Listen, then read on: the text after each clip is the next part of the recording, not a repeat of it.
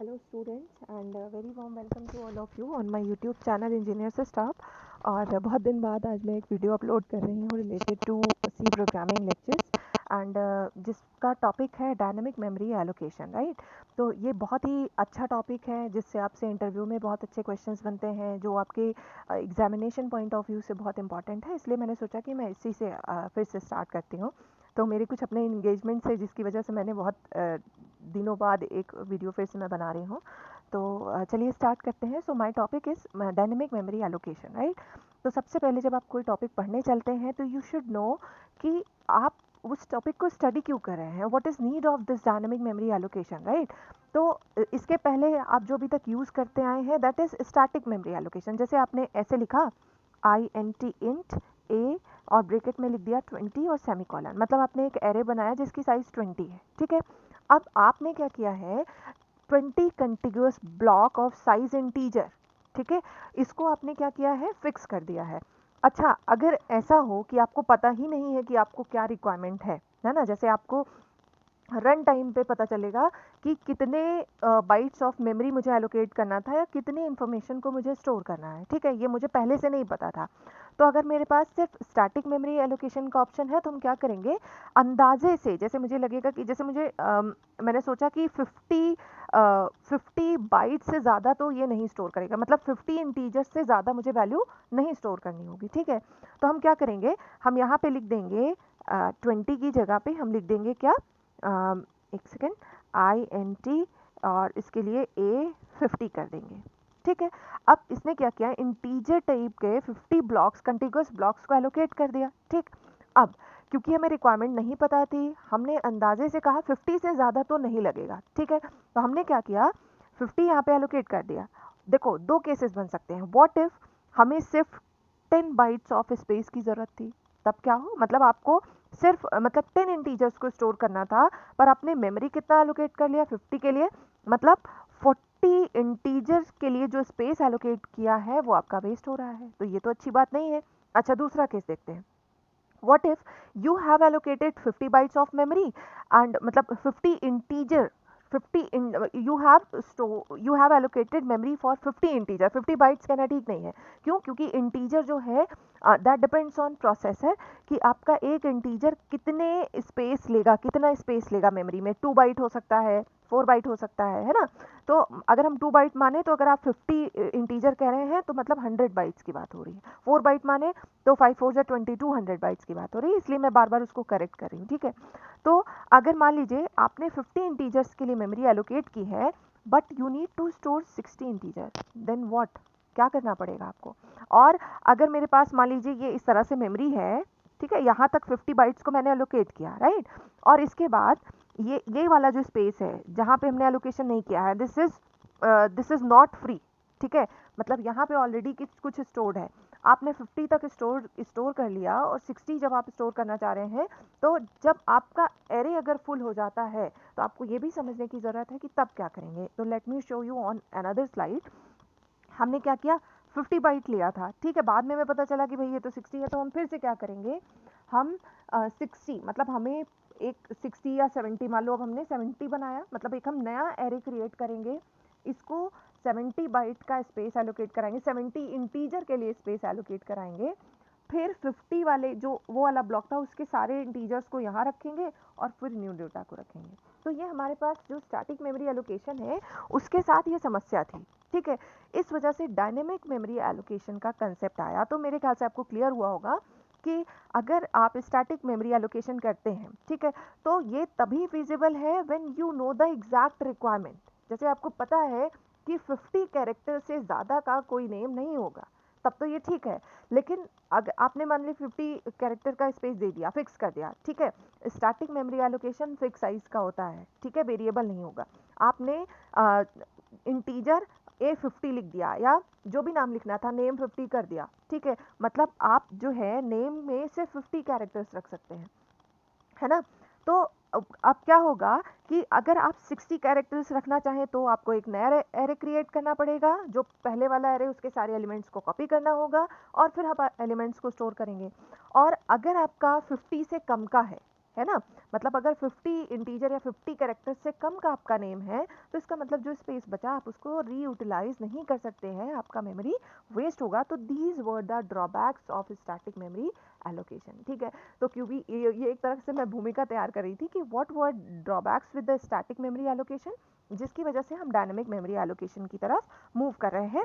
तो वही सारी चीज़ें, कहानी जो मैंने अभी अब तक आपको समझाई है वही यहाँ पे लिखा हुआ है कि जब आप स्टैटिक मेमोरी एलोकेशन करते हैं तो जो भी आपका साइज है, जो एलोकेटेड बाइट्स है, वो आपका कंपाइल टाइम पे फिक्स हो जाती हैं। लेकिन जब आप डायनेमिक मेमोरी एलोकेशन को यूज़ करते हैं तो उस टाइम पे आपका जो स्पेस होता है वो फिक्स नहीं होता, आप उसे रन टाइम पे डिसाइड करते हैं कि आपको कितने ब्लॉक्स चाहिए मेमोरी के, ठीक है। तो ये हमारे लिए फ़ायदा है। और आप मेमोरी को रीयूटिलाइज भी कर सकते हैं, फ्री भी कर सकते हैं। मतलब ऐसा नहीं है कि आपने जैसे एरे में आप क्या कर रहे थे, आपने 50 बाइट्स फिक्स कर दिया, सिर्फ 50 बाइट्स या 50 इंटीजर के लिए स्पेस फिक्स किया, सिर्फ 10 इंटीजर स्टोर कर रहे थे, तो क्या हम उसको यूटिलाइज कर पा रहे थे, फ्री कर पा रहे थे? नहीं कर पा रहे थे, है ना। तो वो उतना मेमोरी हमारा वेस्ट हो रहा था। लेकिन जब हम डायनेमिक मेमोरी एलोकेशन को यूज़ करेंगे तो यहाँ पे हमारा ये प्रॉब्लम मेमोरी वेस्टेज नहीं होगा। और इसके अलावा आपका रन टाइम पे, मतलब एग्जीक्यूशन टाइम पे, रन टाइम पे मेमोरी एलोकेट होगी। आपकी नीड जितनी भी होगी आप मेमोरी एलोकेट करते जाइए, स्टोर करते जाइए। जब ज़रूरत नहीं है तो आप उसे फ्री भी कर सकते हैं। So these are the benefit of dynamic memory allocation. अब स्टैटिक, मैंने आपका बेस्ट एग्जांपल आपको अगर कभी बताना हो, समझाना हो, तो एरे का एग्जांपल लीजिए। ज़रूरत से ज़्यादा का साइज आपने लिया तो उस केस में आपका मेमोरी वेस्टेज होगा। ज़रूरत से कम का लिया है तो आपको क्या होगा कि आपको फिर से एक नया स्पेस क्रिएट कर नया एरे बनाएंगे, पुराने वाले एरे से सारे एलिमेंट्स को कॉपी करेंगे और उसके बाद बाकी के डेटा को फिल करेंगे। तो ये आपका स्टैटिक के साथ ड्रॉबैक था जिसे हमने एरे की हेल्प से आपको समझा दिया। इफ़ यू वांट कि मैं इसको और डिटेल में जाके विद एग्जांपल समझाऊं तो मैं इसे समझा सकती हूँ। You can comment on my channel, right. So, what are the differences between static and dynamic memory allocation? So, let's see. In static memory allocation, one second, let me zoom. Yes, in static memory allocation, memory is allocated while writing the C program. ठीक है, जब आप C program write कर रहे थे, जब आप लिख रहे थे, है ना, उसी टाइम पे आपने लिखा कि int a10, ठीक।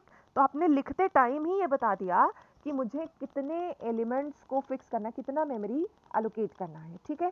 तो आपका जब उसको कंपाइल करते हैं तो उसी टाइम पे मेमोरी एलोकेट हो जाती है। Actually the user requested memory will be allocated eight compile time, right. And what about the dynamic memory allocation? In dynamic memory allocation, memory is allocated while executing the program. That means at runtime, right? तो dynamic memory allocation में आपका memory run time पे allocate होता है, तो आप जितना चाहें आप रन टाइम पे डिसाइड कर सकते हैं। तो ऐसा नहीं है कि एरे बिल्कुल यूज़फुल ही नहीं है। एरे आप वहाँ यूज़ करिए जहाँ पे आपको रैंडम एक्सेस चाहिए, जहाँ पे आपको पता है कि इतने से ज़्यादा या इतना ही स्पेस चाहिए होगा कुछ स्टोर करने के लिए, वहाँ पे आप एरे यूज़ करिए। हर एक एलिमेंट के अपने फ़ायदे हैं और अपने नुकसान हैं, right. So memory size can't be modified while execution, very important. Execution के टाइम पे आप मेमोरी साइज को मॉडिफाई नहीं कर सकते, but this is the magic of dynamic memory allocation कि you can modify the size while execution. इसी वजह से ये हमें ज़्यादा अच्छा लगता है, ठीक है। अभी हम इसके एग्जांपल्स भी देखेंगे कैसे कैसे करना है। So example of static memory allocation is array, and dynamic memory allocation का जो एग्जांपल है दैट इज लिंक्ड लिस्ट, जो आपको बहुत कठिन लगता होगा। तो इसके लिए आपको डायनेमिक मेमोरी एलोकेशन को छोड़ नहीं देना है, ठीक है। सो हम डायरेक्ट आते हैं कि डायनेमिक मेमोरी एलोकेशन क्या करता है, रन टाइम पे मेमोरी एलोकेट करता है। आप अपनी ज़रूरत के हिसाब से मेमोरी को क्रिएट करिए, ज़रूरत नहीं है तो आप रिलीज भी कर सकते हैं, आप मेमोरी को रीयूटिलाइज भी कर सकते हैं, राइट। एंड मेमोरी मैनेजमेंट, अच्छा, मेमोरी एलोकेशन के लिए आपको 4 फंक्शन प्रोवाइड किए गए हैं। किस तरह के मेमोरी मैनेजमेंट के लिए? डायनेमिक मेमोरी एलोकेशन के लिए। डायनेमिक मेमोरी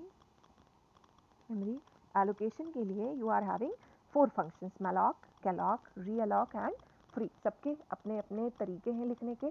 और एक चीज़ जो सबसे इम्पॉर्टेंट है कि ये जो malloc है, calloc है और realloc है, अगर आपको पता हो कि void पॉइंटर्स क्या होते हैं तो ये तीन के तीनों किस तरह का पॉइंटर रिटर्न करते हैं? void टाइप का पॉइंटर रिटर्न करते हैं। void का मतलब होता है नो डेटा टाइप, मतलब अगर आपने void लिख दिया तो कोई भी एलिमेंट किसी भी डेटा टाइप से बिलोंग नहीं कर रहा है, आप उसे अपनी ज़रूरत के अकॉर्डिंग किसी भी डेटा टाइप में कन्वर्ट कर सकते हैं। तो ये थोड़ा डिटेल्ड प्रोसेस है, इसको हम फर्दर वीडियोस में डिस्कस कर लेंगे, राइट। सो फिलहाल डायनेमिक मेमोरी एलोकेशन के लिए जो फंक्शंस यूज किए जाते हैं those are malloc, calloc, realloc and free. And next point is कि ये कौन सी लाइब्रेरी में डिफाइंड है। भाई आपको कोई भी बने बनाए फंक्शन आपको यूज करना होता है सी में, तो आप उसके लिए कोई लाइब्रेरी ढूंढते हैं। भाई अगर आपको printf, scanf यूज करना है तो उसके लिए आप stdio.h यूज करते हैं, राइट। अगर आपको गेट्स पुट्स अच्छा उसके लिए भी आपका conio.h को यूज करना है तो conio.h में आपका ये गेट ch डिफाइंड है ना। तो इसी तरह से आपका जो malloc, calloc, realloc and free है ये कौन सी लाइब्रेरी में है, stdlib.h, ठीक है। ये वाली लाइब्रेरी अगर आप नहीं यूज करेंगे और आप सोचे कि calloc, malloc और फ्री ये सब हम यूज कर लें तो this is not possible, right. अब हम लोग आ जाते हैं सिंटेक्स पे। अभी मैं आपको सिर्फ ये बताऊंगी कि किस तरह से आप कोई भी मतलब malloc का क्या सिंटेक्स है, calloc का क्या सिंटेक्स है, realloc का क्या है और फ्री का क्या है। जो काम आप malloc से करते हैं वो आप calloc से भी कर सकते हैं, जो calloc से करते हैं वो malloc से भी कर सकते हैं। बहुत माइनर सा डिफरेंस है दोनों में, ठीक है।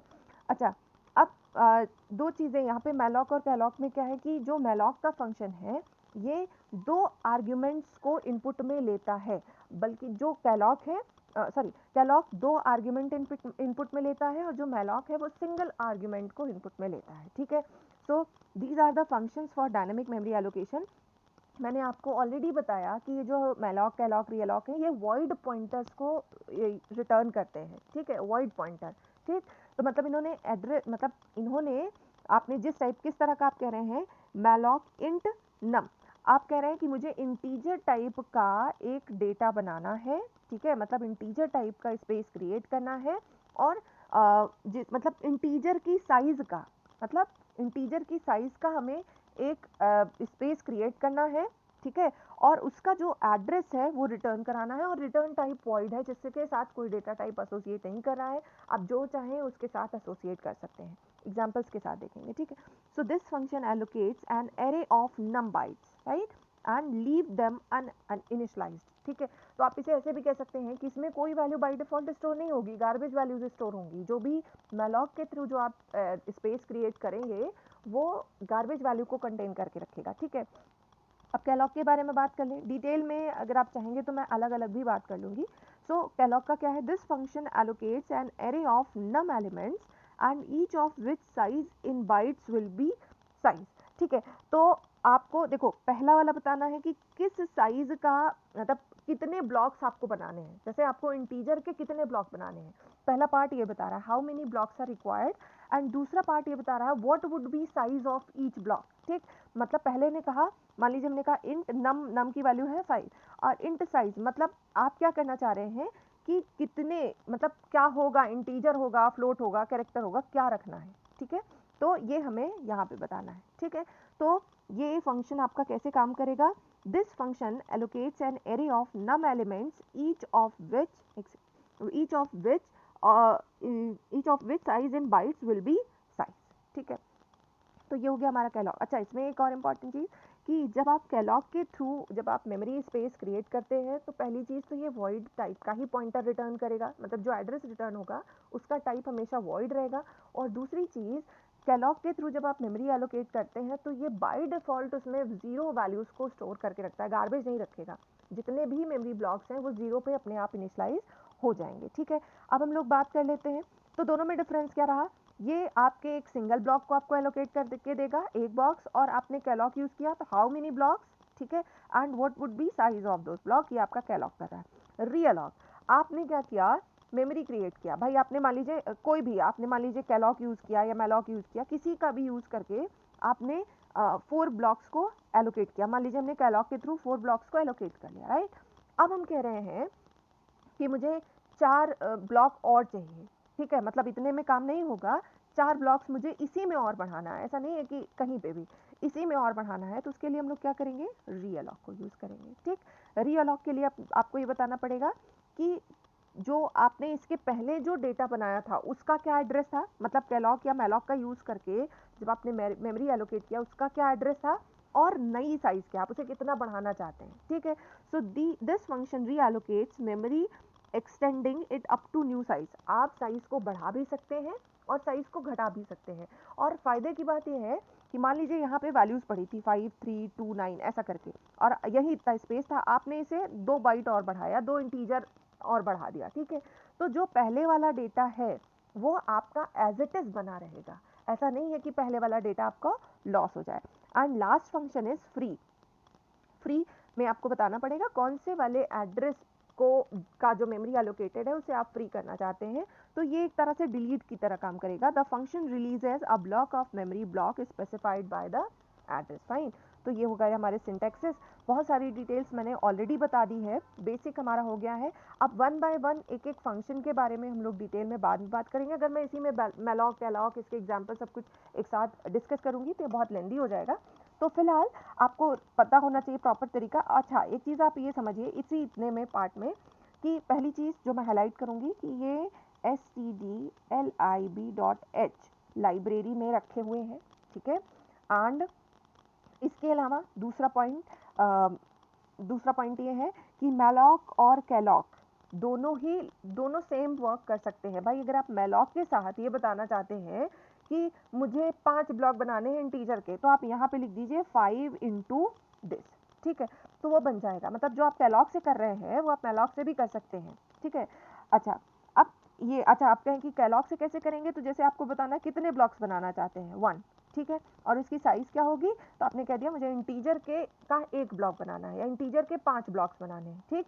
तो ये आपका ये आर्गुमेंट में ही ले रहा है, और जो आपका मेलॉक है वो मल्टीप्लिकेशन में आपको अलग से लिखना पड़ेगा, और दोनों ही वॉइड पॉइंटर रिटर्न कर रहे हैं। देखिए मजे की बात, रीअलॉक भी वॉइड पॉइंटर रिटर्न कर रहा है, कैलॉक भी वॉइड पॉइंटर रिटर्न कर रहा है, मेलॉक भी वॉइड पॉइंटर रिटर्न कर रहा है, ठीक है, और ये उस मेमोरी को फ्री करने का काम कर रहा है। तो these are the functions use for dynamic memory allocation. यही इतने का यूज करके आपको सारा काम करना है, कैलॉक, रीअलॉक, मेलॉक, क्योंकि मैंने बेस आपको स्टार्ट कर दिया है। अब इन सबको अलग अलग बारी बारी से खूब अच्छे से एक एग्जाम्पल के साथ हम लोग नेक्स्ट वीडियोस में डिस्कस करेंगे। तो नेक्स्ट टॉपिक होगा कैलॉक एंड मेलॉक, ठीक है। दोनों में डिफरेंस, क्योंकि बहुत बार इंटरव्यू में या वाइवा देने जाते हैं तो उसमें बार बार पूछा जाता है what is difference between calloc and malloc. तो हिंट के लिए मैंने बताया, जब आप मेलॉक से मेमोरी क्रिएट करते हैं तो there is no initialization and garbage value would be stored in the allocated memory. And calloc के केस में गार्बेज वैल्यू नहीं स्टोर होता है, जितना भी स्पेस है उसमें जीरो जाके स्टोर हो जाता है, by default zero would be stored.